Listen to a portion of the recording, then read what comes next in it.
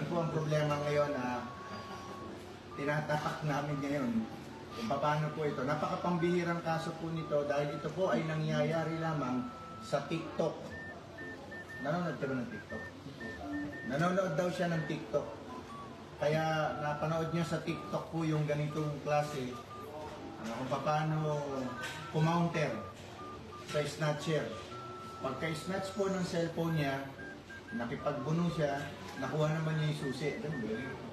Nung nakuha niya yung susi, tumakbo yung snatcher, dala yung cellphone niya. Samantalang siya, sinakyan naman niya yung motor, tinakbo naman niya yung motor, siyempre. Kaya nandito po siya ngayon, nagre-reklamo po siya.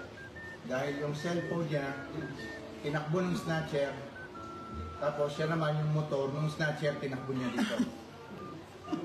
Kaya ito po ay papalo.